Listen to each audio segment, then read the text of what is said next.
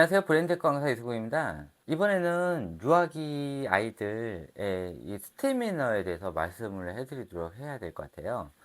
아이들 그 늦게 자는 아이들 있잖아요. 솔직히 뭐 24개월 이전에는 애들 기질에 따라서 늦게 잘 수도 있지만은 24개월 정도 지나서 굉장히 늦게 자고 낮잠도 안 자고 막 이런 아이들이 있어요. 그러면서 계속 엄마를 들볶돌지 뭔가를 계속 하려고 그러고 계속 뭐 어딜 두리번거리고 이런 아이들이 대체적으로 보면 우뇌 타입이 굉장히 강한 아이들이에요. 에너지가 막 넘치는 아이들이거든요. 근데 그 어차피 자네형 아이들도 마찬가지긴 하는데 책 육아를 하면서 그거를 꺾어버린 거지. 자네형 아이들은. 근데 우뇌형 아이들 같은 경우는 책으로 꺾이질 않아. 자, 예를 들어서요. 100이라는 스태미너가 있어요. 그러면은 이 책 육아를 했을 때의 스태미너가 약 30에서 40밖에 안 돼요. 그러면은 나머지 60에 대한 거는 어떻게 해결을 해요? 뭔가를 계속 얘가 움직여야 된단 말이야. 근데도 안 풀리다 보니까 애들이 늦게 자는 거예요. 이 스태미너를 뭔가 작업을 하거나 또 이런 창의 활동들을 하거나 뭔가를 만지거나 이렇게 했을 때는 이게 빠지고 또 아이를 데리고 나가가지고 계속 뛰게 하거나 이랬으면은 스태미너가 빠지니까 애들이 일찍 잔단 말이에요. 근데 이 스태미너가 내일 되면은 다시 복구가 돼. 어, 이게 최악순환이지. 성인들 같은 경우는 이렇게 해서 스태미나를 다 써버리면은 다음날 거의 뭐 앵코 직전에서 일어난단 말이야. 근데 애들은 매일매일 회복이 돼. 그러니까 환장하는 거야. 그러니까는 이렇게 해서 막 응? 오늘 스태미나를 쫙 뽑아놔가지고 그 완전히 앵꼬난 상태에서 재웠는데 다음날 일어났더니 체력 회복이 다 돼 있어. 다시 또 시작이야. 그러니까 엄마는 어떻게 되냐면은 24개월 지난 후부터 얘를 어떻게 에너지를 계속 뽑을까 이걸 걱정을 해야 되는 거야. 근데 이런 아이들한테 매일 공부만 시키고 책 육아만 했단 말이야. 그러면 애들이 어떻게 돼요? 나머지 스태미나를 해결을 못 하다 보니까는 스트레스 작용이 돼요. 특히 남자아이들. 남자아이들 같은 경우는 이 스태미나를 계속 빼기 위해서 공부를 시키면은 이게 더 스트레스인 거야. 그러니까 뭐든지 뛰게 하고 만들게 하고 계속 생각하는 활동들을 계속 해줘야 돼. 이 생각하는 활동이 엄청나게 에너지가 많이 뽑히거든요. 그러니까는 0에서 1을 창조하는 이런 창조 활동들, 뭔가를 계속 생각하면서 만드는 활동들, 이런 것들이 스태미너가 쫙쫙 빠져요. 그러니까는 이런 창의 활동들을 한 6시간 하잖아. 그러면 애들 지쳐버려. 그러니까 뭔가 애들이 하지를 않는데도 애들이 지쳐버린단 말이야. 그러니까는 얘네들이 그것을 하나 더 하기 위해서 어떻게 해요? 엄마, 나 나가서 놀고 싶어. 어디 가고 싶어. 뭐 좀 해줘. 운동하고 싶어. 애들 그렇게 얘기를 하는 게 뭐냐면은 나 하나 더 해야 되니까는 나 체력을 더 늘려야 돼. 그래서 나 이것 좀 더 하고 싶어. 이런 뜻이야. 그러면은 그래가지고 애들 막 놀리거나 이렇게 하잖아. 그러면 스태미너가 100이었던 애가 120으로 늘어나. 그리고 이렇게 해서 만약에 얘가 뭘 또 하잖아. 그러면은 또 하나를 더 하기 위해서 또 움직인단 말이야. 움직이고 뭐 하고 또 운동하고 그런 거 관련돼서 또 한단 말이야. 그러면 스태미너가 120에서 140, 160. 그러니까는 맨날 자는 시간이 일정한 거야. 뭔가를 계속 해주는데도 얘는 자는 시간이 일정한 이유가 스태미너가 계속 늘어나기 때문에 뭔가 많은 걸 할 수가 있는 거예요, 이 아이들은. 굉장히 똑똑한 아이들이에요. 근데 그런 아이들을 계속 공부를 시키려고 하니까는 애들이 미쳐버리는 거야. 그러니까 이 스태미너를 해결을 못하기 때문에 거기에 의한 스트레스 작용으로 전두엽이 망가지기 시작을 해요.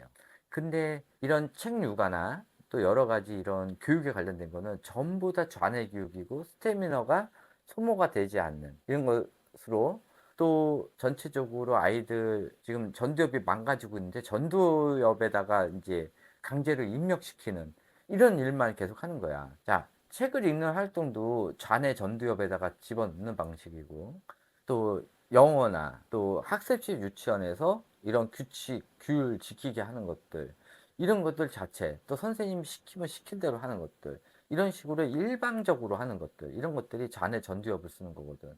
근데 운해 쪽 같은 경우는 내가 생각하고 사고한 거 이런 것들을 빼내는 작업으로 쓰는 거야. 이용해 먹는 거지. 완전 다른 거예요. 그렇기 때문에 이렇게 스태미너가 굉장히 강하고 늦게 자는 애들을 강제로 공부를 시키게 되면은 100% ADHD로 직행하는 거예요. 그래서 빠른 아이들은 5세, 늦은 아이들은 6세.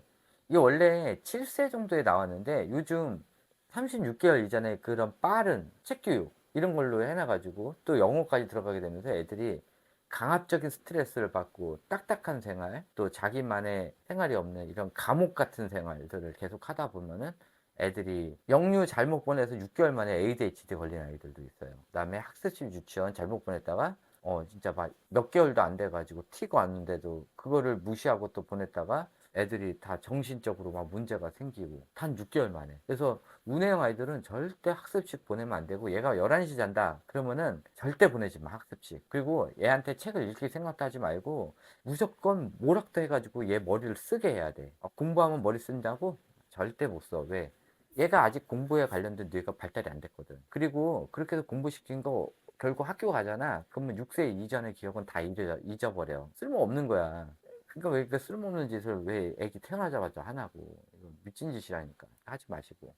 그래서 애들한테 뭔가를 계속 해주고 운동도 시키고 하는데 계속 11시에 자는 이유. 그래, 말한 거야. 왜 그러냐고? 얘는 지금 스태미너를 다 써가지고 하나를 더 하고 싶거든. 그러니까 운동을 하는 거야. 그러면 스태미너가 늘어난단 말이야. 그리고 나서 계속 11시에 잔다. 계속 11시. 근데 11시에 자는 거 치고 또 여러 개를 해, 얘가. 그리고 여기서 또 뭔가를 더 하고 싶다? 그러면 또 뭐 키카를 가자느니, 어딜 가자느니, 그러면서 아빠 붙잡고 나 또 놀아줘. 막, 나 체력 더 늘려야 돼. 놀아줘. 이거야.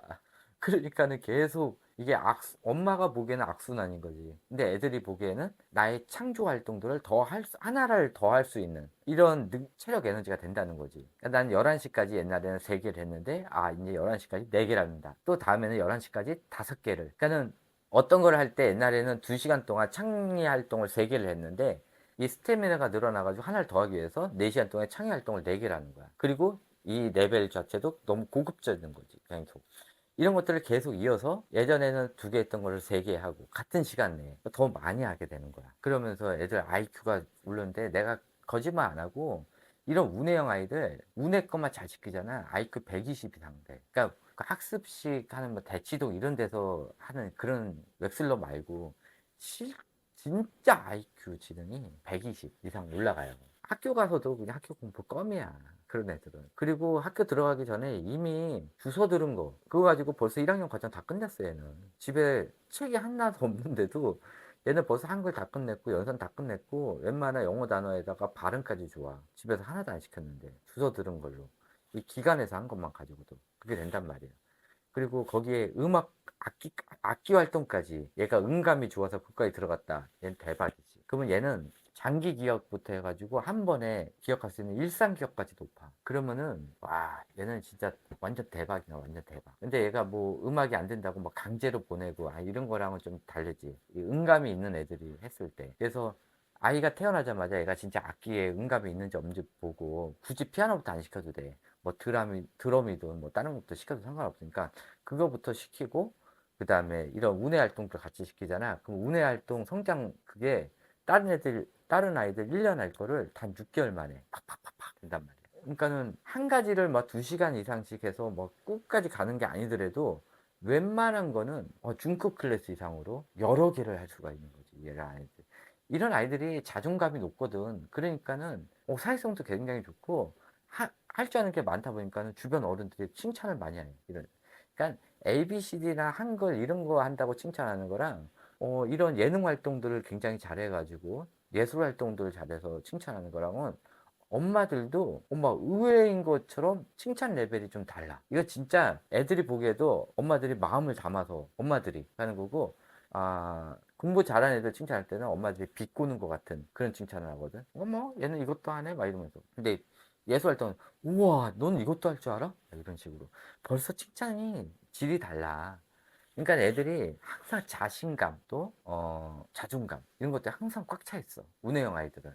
그러니까 활동성도 좋고 리더십도 좋은 거야. 그런 아이들을 맨날 집에서 책 육아나 하고 영어나 가르치고 있었으니, 그래 놓고서는 이게 한 6살 정도 되면은 말도 안 듣는 것처럼 보이는 거지. 또 선생님이 지시한 대로 안 하려고 하고 이런 현상들이 일어나는 거예요. 그러니까는 이런 똑똑한 애들은 똑똑하게 키워야 돼. 아이들마다 달라. 그러니까 다른 애들 보지 말고 우리 아이는 아이 나름대로 키우면 돼. 그렇게 하면 되고, 책 많이 읽히지 마요. 학교 가기 전에. 뭐 7살짜리 아이들은 어쩔 수 없지만은 그 전 아이들은 책이 없어도 돼. 그리고 문해만 잘 발달시켜도 글씨를 늦게 떼더라도 애들이 문해력이 좋아. 걔네들은. 그리고 책은 어떤 때 본다고?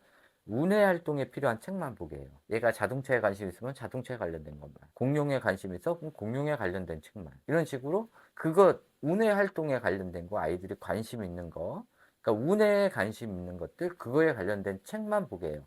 그것도 너무 많이 보게 되면 애들이 거기에 심취해 버리니까는 한 두 권 정도씩만 놔줘요. 그리고 제가 얘기했던 악보나 스케치북, 색칠공부책 이런 것도 다 책에 범주에 들어가니까는 아이들만의 책장을 만들고 거기다가 하나씩 채워나가는 그런 걸로 하고, 유아 시기가 끝나면은 초등학교 1학년부터 다시 시작하는 거야. 그래서 초등학교 1학년부터 서점 가가지고 아이가 좋아하는 것부터 하나씩 하나씩 메꿔 나가는 거고, 아이가 정 필요한 거, 전래동화나 또 위인전 같은 거 얇은 거, 그런 것들은 어쩔 수 없이 좀 놔줘야지.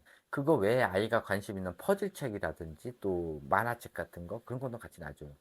이거 만화책 보면 안 좋다는 건 도대체 어떤 놈이 얘기한 거야? 응? 누가 만화책 보면 안 좋대? 어? 그 헛소리니까. 그 아이가 좋아하면은 만화책을 보는 것도 괜찮아. 만화책이 서로 얘기하는 거거든. 그러니까 오히려 그게 더 좋을 수도 있어요. 그래서 1, 2학년 때는 만화책 봐도 상관없어. 우리 때도 다 만화책 다 봤는데. 저도 만화책 되게 많이 봤어요. 4학년 그때 우리 챔프 이런 거 소년 만화 같은 거 많았거든. 그런 거 뭐 4학년, 5학년 때까지도 봤는데. 그리고 저 5학년 때 막 드래곤볼, 뭐 북두신권 막 이런 만화책도 많이 보고, 영심이 만화책도 많이 봤고, 이런 거 다 봤어. 우리도 만화책 보고 컸는데 제가 이상해요? 이상해진 것 같아 만화책 봐가지고? 아니거든. 상관없어. 하여튼 그런 식으로 아이들 육아를 했으면 좋겠어요. 그래서 24개월 넘어가지고 이렇게 스태미너가 많아서 늦게 자는 아이들은 그거를 다 엄마가 풀어주지 못해서 그런 거야. 맨날 책 육아만 했기 때문에. 이런 애들을 어떻게 운해 활동을 시킬 것인지, 아니면 아이랑 가족 활동을 할 것인지, 아이랑 어떻게 해가지고 이 에너지를 뺄 것인지, 이거를 궁리를 하라고. 공부시키지 말고. 이 똑똑한 아이들을 그렇게 하지 말아요. 또 자녀형 아이들도 계속 운해 활동을 시키다 보면 자는 시간이 점점 늘어나. 그러면 엄마는 박수 쳐야 돼. 얘가 운해가 많이 발달하고 있구나, 이렇게 생각하면 되고, 오히려 너무 일찍 자는 애들을 걱정을 해야 되는 거야. 이거 우리나라 이게 도대체 육아가 이거 어떤 게 진실인지, 다들 이렇게 자녀형 사람들이 나와서 이제 육아 지침서에 대해서 막 얘기를 하니까는 운해형 아이들이 막 쓰레기로 만들어 놓는 거야. 그러니까 이런 애들을 강제로 자녀로 바꾸다 보니까 다 ADHD가 걸리는 거지. 나는 이것도 좀 문제라고 봐. 또 의사들도 막 일찍 자야 된다. 뭐 애들 성장을 위해서 일찍 자야 된다. 그러면 맨날 11시 자는 애들 어떻게 강제로 재울 건데, 그런 방법은 또 알려주지도 않아. 그러니까 책임감이 없는 이런 사람들 말을 듣지 마. 아무리 의사라고 그래도. 방법을 알려줘. 수면제 먹일 거야 애한테? 말도 안 되는 소리 하는 거지. 그런 거 아니야. 일찍 재우려고 그러면 애들을 막 스태미너를 쫙쫙 빼가지고 일찍 재우라는 소리야. 그거를 11시까지 자는 애도 수면제 먹이라는 게 아니라 얘랑 미친 듯이 놀게 해가지고 그냥 골아 떨어지게 하는 소리야. 그래서 9시에 재우라는 거야. 그리고 책만 읽었는데 애가 9시 잔다. 얘는 위험한 거야. 얘는 그냥 스태미너 자체가 기본도 안 되는 아이들이야. 한 50, 60? 그러니까 책만 읽어도 그냥 골아 떨어지는 거지. 위험한 거야. 얘 학교 가가지고 제대로 못해요. 학교 가려고 그러면 기본적으로 스태미너가 한 100 이상 있어야 되는데, 얘는 학교 갈 때 그냥 스태미너가 한 60밖에 안 되는 거야. 그러니까 학교 가서 그 몸도 커지는데 공부도 해야 되는데 그걸 어떻게 버텨? 버티다 그래서 초등학교 3학년 4학년 되면 넉다운 되는 거예요. 그런 거예요. 그래서 그렇게 알고 계시고요. 요것으로 강의 끝마치도록 할게요. 지금 뭐 오픈 카톡부터 해가지고 댓글 써야지, 이거 해야지, 전화 상담하지 않다 지금 죽을 것 같아 지금. 목이 다 쉬었어 지금. 하여튼 이걸로 지금 끝내도록 할게요. 네, 감사합니다.